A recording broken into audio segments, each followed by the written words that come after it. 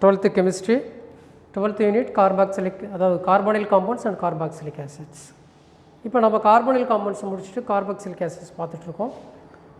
இந்த carboxylic acid எப்படி prepare பண்ணுறது அப்படிங்கிற ஒரு 6 மெத்தட் வந்து லாஸ்ட் வீடியோ வரைக்கும் பார்த்தோம். Now see about explain physical properties of carboxylic acid. Carboxylic acid உடைய இயல்பு பண்புகள் எப்படி இருக்கும் அப்படிங்கிறத இந்த வீடியோவில் நம்ம பார்க்க போகிறோம். புக்கில் இருக்கிறபடி நம்ம பாயிண்ட் ஆஃப் வியூவில் கொடுத்துருக்கோம், அதை நம்ம எக்ஸ்பிளைன் பண்ணிடலாம். இப்போ first point, aliphatic carboxylic acid. The aliphatic carboxylic acid, aromatic carboxylic acids. For example, CH3COOH. This is called acetic acid. So examples for the one of the aliphatic acid. Aromatic acids C6H5COOH. இதில் benzene இருக்குது, இதில் ஒரு methyl group இருக்குது, இதில் phenyl group இருக்குது. இந்த மாதிரி ஒரு பென்சின் இருந்துச்சுனாலே அந்த ஆசிட் வந்து என்னது, அரோமேட்டிக் ஆசிட். அப்போ அலிஃபேட்டிக் ஆசிட், அரோமேட்டிக் ஆசிட்ஸ். இங்கே ஃபஸ்ட்டு பாயிண்டில் என்ன சொல்கிறாங்க அப்படின்னா, aliphatic carboxylic acid up to 9 carbon atom. பாருங்கள், இந்த மாதிரி 9 கார்பன் ஆட்டம்ஸ் இருந்துச்சு அப்படின்னா ஆர் கலர்லெஸ் லிக்விட், அதாவது நிறமற்ற திரவ நிலையில் காணப்படும். த கலர்லெஸ் லிக்விட் அப்படின்னு சொல்கிறாங்க. வித் புஞ்சன்ட் ஆர்டர்ஸ், நெடியுடன் கூடியது, மணமிக்க, ஆர்டர்னா நறுமணம், நெடியுடன் கூடிய நறுமணம் மிக்கது அப்படின்னு சொல்லுவாங்க. நெடியுடன் கூடிய மணமிக்கது. ஸோ அலிஃபேட்டிக் கார்பாக்சிலிக் ஆசிட் ஒரு 9 கார்பன் கண்டென்ட் ஆசிடாக இருந்துச்சு அப்படின்னா அது கலர்லெஸ் லிக்விடாக இருக்கும். அதே சமயத்தில் எப்படி இருக்கும் அப்படின்னா புஞ்சன்ட் ஆர்டர். ஸோ ஒரு நெடியுடன் கூடிய நறுமணமிக்கதாக காணப்படும். த ஹையர் மெம்பர், ஸோ 9லேருந்து above 9 members, the higher members are odourless மணமற்றது, வேக்ஸ் ஆர்டர்லெஸ் மணமற்றது. அதே போல் என்ன சொல்கிறாங்க, வேக்ஸ்ன்னு சொல்கிறாங்க, லைக் சாலிட் வேக்ஸ், அதாவது திட நிலையில் இருக்கும். இங்கே நாம் என்ன சொல்கிறோம், கலர்லெஸ் லிக்விட்னு சொன்னோம். இங்கே ஹையர் மெம்பராக இருந்துச்சுன்னா அது என்ன இருக்குது, ஆர்டர்லெஸ், அதாவது ஆர்டர்லெஸ் வேக்ஸ், அதாவது மணமற்ற. இங்கே மனம் உடையதுன்னு சொன்னோம், அதாவது நெடியுடன் கூடிய மனம் சொன்னோம். இங்கே மணமற்ற வேக்ஸ், அதே சமயத்தில் சாலிடாக இருக்கும் அப்படிங்கிறத ஃபஸ்ட்டு பாயிண்ட்டை நம்ம பார்க்குறோம். And then going to second point, carboxylic acids have higher boiling point. Boiling point அப்படின்னா கொதிநிலை.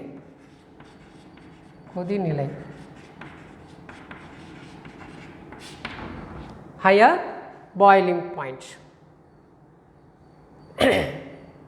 ஏன் ஹையர் பாய்லிங் பாயிண்ட்டாக இருக்குது, கொதிநிலை எதுக்கு அதிகமாக இருக்குது, கார்பாக்சிலிக் ஆசிட்டுக்கு அதிகமாக கொதிநிலை ஏன் இருக்குது, சரி யாரை விட அதிகமாக இருக்குது, தென் ஆல்டிஹைட்ஸ்.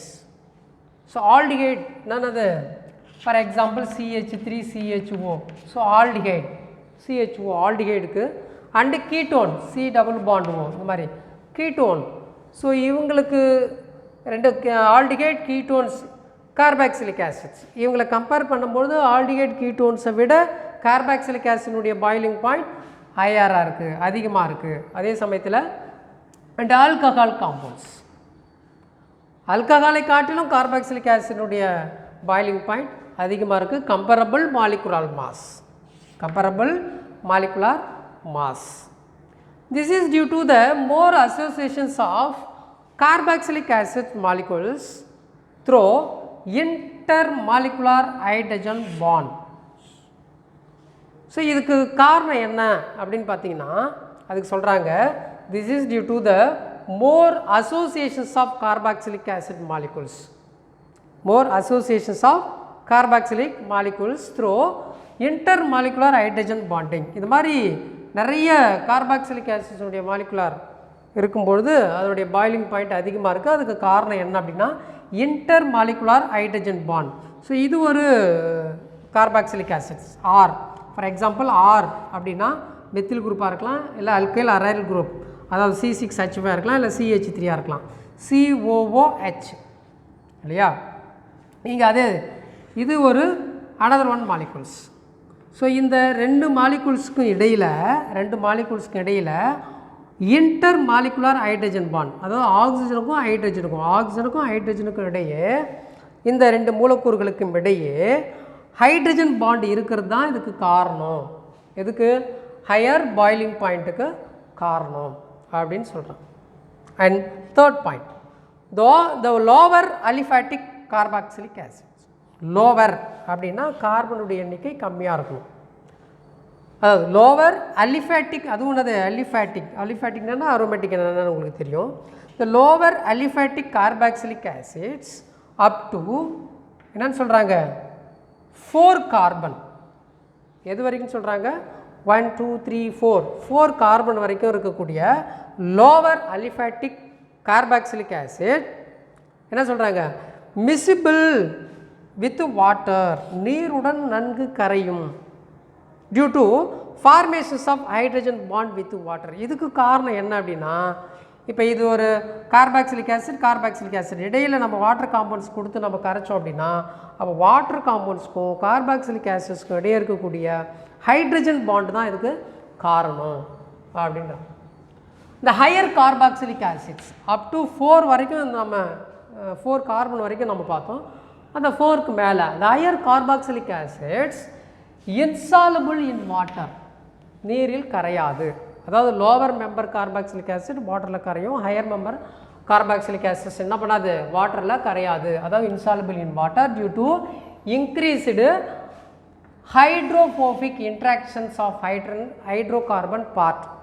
இந்த ஹைட்ரோகார்பனுடைய பார்ட்டு இன்க்ரீஸ் ஆக இது என்ன பண்ணுது அப்படின்னா, வாட்டர் காம்பவுண்ட்ஸோட ரிப்பல்சிவை ஏற்படுத்துது, ஒரு விலக்குத்தன்மையை ஏற்படுத்துது. தான் hydrophobic interactions of hydrocarbon part. அந்த ஹைட்ரோகார்பன் பார்ட் என்ன பண்ணுறாரு அப்படின்னா, வாட்டர் காம்பவுண்ட்ஸுக்கும் இந்த கார்பாக்சிலிக் ஆசிட் இடையே இருக்கக்கூடிய அந்த மிசிபிள் என்ன பண்ணுறாரு? ரிப்பல்சிவ் பண்ணுறார், விளக்கமடைய செய்கிறார். அப்படி விளக்கமடைய செஞ்சார் அப்படின்னா, அப்போ வாட்டரும் இந்த கார்பாக்சிலிக் ஆசிட் ஒன்றோடு ஒன்று ஆகாது, மிசிபிள் ஆகாது. அதுதான் இன்சாலுபிள் இன் வாட்டர்னு சொல்கிறோம். The simplest aromatic carboxylic acid, for example benzoic acid C6H5CHO.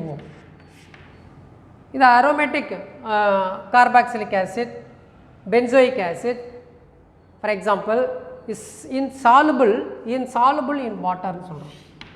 அப்போ ஹையர் மெம்பராக இருந்தாலும் அதனால நீரில் கரையாது. அரோமேட்டிக் ஆல்டிகைடு, அதாவது கார்பாக்சிலிக் ஆசிட் இல்லையா, COOH C6H5COOH benzoic acids. So இவங்க என்ன பண்ண மாட்டாங்க? இவங்களும் வாட்டரில் கரைய மாட்டாங்க. And last point, vinegar. The vinegar is 6 to 8% of solution. The acetic acid, acetic ஆசிடுடைய molecular formula CH3COOH. இந்த அசிட்டிக் ஆசிடு அதுவும் எப்படி இருக்கணும்? 6 to 8% of solutions of acetic acid. அதனால் சொல்கிறோம்னா வினிகர் அப்படின்னு சொல்கிறோம். என்னது? வினிகர். தண்ணியில் 6 to 8% solutions of acetic acid in water. இதை நம்ம என்ன பண்ணுறோம்? வினிகர் அப்படின்னு சொல்கிறோம். பியூர் அசிட்டிக் ஆசிட், சுத்தமாக எதெல்லாம் வாட்டர்லாம் கலந்துருக்கக்கூடாது. பியூர் அசிட்டிக் ஆசிட்டை நம்ம என்ன சொல்கிறோம்? கிளாசியல் அசிட்டிக் ஆசிட்னு சொல்கிறோம். 1 மார்க் கொஸ்டின்ஸில் நம்ம கேட்குறதுக்கு சான்ஸ் இருக்குது. What is glacial acetic acid? இந்த glacial acetic acid means pure acetic acid இல்லையா? சரி, இந்த பியூர் அசிட்டிக் ஆசிட்டை நம்ம எப்படி நம்ம ஐடென்டிஃபை பண்ணுறது அப்படின்னு பார்த்தீங்கன்னா, because it forms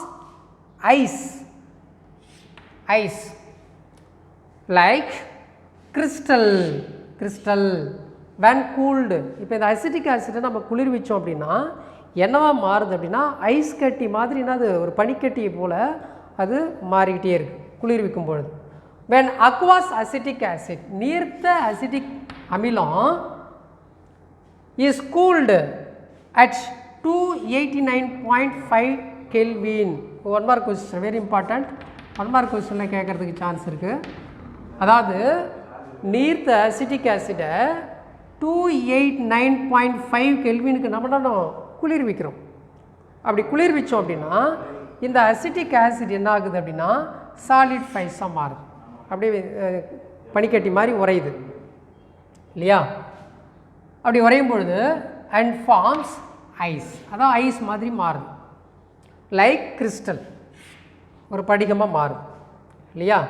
so as water remains, மீதி இருக்கக்கூடிய வாட்டர் பனிக்கட்டியாக மாறிடுச்சுன்னா அதை கலெக்ட் பண்ணிக்கலாம், சாலிடாக இருக்குது இல்லையா, அதை கலெக்ட் பண்ணலாம், கிறிஸ்டல் மாதிரி இருக்குது. அந்த லிக்விஃபைடாக இருக்கக்கூடிய அந்த ஸ்டேட் வாட்டர் என்ன ஆகிடும், நம்ம தனியாக பிரித்து எடுத்துடலாம். அப்போ ரிமூவ்டு பை ஃபில்ட்ரேஷன், ஃபில்டர் பண்ணி என்ன பண்ணலாம், நம்ம அந்த வாட்டரை ஃபில்ட்ரேஷனை எடுத்துகிட்டு மேலே இருக்கக்கூடிய அந்த ஐஸ் பனிக்கட்டி மாதிரி இருக்குது இல்லையா, அந்த அசிட்டிக் ஆசிடை நம்ம பியூர் அசிட்டிக் ஆசிட் அப்படின்னு சொல்கிறோம். இந்த பியூர் அசிட்டிக் ஆசிட் தான் கிளாசியல் அசிட்டிக் ஆசிட் அப்படின்னு சொல்கிறோம். உறை அசிட்டிக் அமிலம் அப்படிங்கிறது. இங்கே நம்ம கூல் பண்ணி என்ன பண்ணுறோம், நம்ம கிறிஸ்டலாக மாற்றிருக்கோம் இல்லையா, ஐஸ் லைக் கிறிஸ்டல். ஸோ அதுதான் நம்ம என்ன பண்ணுறோம், உறை அசிட்டிக் அமிலம் அப்படிங்கிறது. This process is repeated to obtained glacial acetic acid. மறுபடியும் நம்ம என்ன பண்ணுறோம், குளிர்வித்து அதில் இருக்கக்கூடிய லிக்விடை வாட்டர் என்ன பண்ணுறோம், நம்ம வெளியில் ரிமூவ் பண்ணிக்கிட்டே இருக்கிறோம். அப்படி ரிமூவ் பண்ணிக்கிட்டே இருக்கும்போது என்ன பண்ணுறோம், நம்ம அந்த சாலிட் கிறிஸ்டலாக இருக்கக்கூடிய அந்த ஐஸை நம்ம எடுத்துக்கிறோம். அந்த கிறிஸ்டல் ஐஸை தான் நம்ம என்ன சொல்கிறோம், நம்ம கிளாசியல் அசிட்டிக் ஆசிட் அப்படின்னு சொல்கிறோம். டியர் ஸ்டூடெண்ட்ஸ், இந்த வீடியோவில் நம்ம என்ன பார்த்துருக்கோம் அப்படின்னா physical properties of carboxylic acid. இந்த carboxylic acid, aliphatic acid, aromatic acid ரெண்டு இருக்குது. அதில் அலிஃபேட்டிக் ஆசிட் வந்து ஒரு 9 கார்பன் இருந்துச்சு அப்படின்னா கலர்லெஸ்ஸாக இருக்கும். அதுக்கு மேலே போச்சு அப்படின்னு சொன்னால் அது கலர்லெஸ்ஸாக இருக்கும், சாரி புஞ்சன்ட் ஆர்டரில் இருக்கும், கலர்லெஸ் லிக்விடாக இருக்கும். எது லோவர் மெம்பராக இருந்தால் அப் டு 9 வரைக்கும். அதுக்கு மேலே போச்சு அப்படின்னு சொன்னால் அது என்னது ஆர்டர்லெஸ் வேக்ஸாக சாலிடாக மாறிடும் இல்லையா. சரி, இந்த கார்பாக்சிலிக் ஹையர் மெம்பராக இருந்ததுன்னா பாயிலிங் பாயிண்ட்டு அதாவது அதிகமாக இருக்கும். ஆல்டிகைடு அண்டு ஆல்கஹால் கீட்டோனை விட என்ன இருக்கும், பாயிலிங் பாயிண்ட் அதிகமாக இருக்கும். அது காரணம் வந்து இன்டர்மெலிகுலர் ஹைட்ரஜன் பாண்டிங்கு. அதுக்கப்புறம் lower member up to 4 members வரைக்கும் கார்பன் இருந்துச்சு அப்படின்னா அது வந்து சாலுபிள் ஆகும், வாட்டரில் சாலுபிள். அதுக்கு மேலே போச்சுன்னா இன்சாலுபிள் இன் வாட்டர்.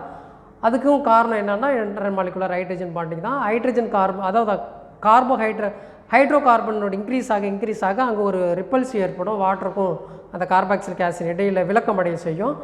அதனால தான் என்ன ஆகுது அதுனா அதனுடைய இன்சாலுபிளாக இருக்குது, வாட்டரில் இன்சாலுபிளாக இருக்குது. அதுக்கப்புறம் லோவர் மெம்பராக இருக்குது, அதாவது வினிகர் அப்படிங்கிறது 6 to 8% of acetic acids in water. அந்த சொல்யூஷன் நம்ம வினிகர்னு சொல்கிறோம். அது பியூர் அசிட்டிக் ஆசிடாக நம்ம மாற்றணும் அப்படின்னா நம்ம என்ன பண்ணுறோம், கொஞ்சம் கொஞ்சமாக குளிர்விச்சு அதில் இருக்கக்கூடிய லிக்விடெல்லாம் வெளியே எடுத்துகிட்டு இந்த அசிட்டிக் ஆசிட் வந்து உறைந்து பனிக்கட்டி போல் மாறிடும். அதுதான் உறை அசிட்டிக் அமிலம் அப்படின்னு சொல்கிறோம். அது கிளாசியல் அசிட்டிக் ஆசிட்னு சொல்கிறோம். இந்த வீடியோ உங்களுக்கு கிளியராக புரிஞ்சுன்னு நினைக்கிறேன். கார்பாக்சிலிக் ஆசினுடைய ஃபிசிக்கல் ப்ராப்பர்ட்டிஸ் இயற்பியல் பண்புகள் உங்களுக்கு தெளிவாக புரிஞ்சுன்னு நினைக்கிறேன். தேங்க்ஸ் ஃபார் வாட்சிங். Thank you students.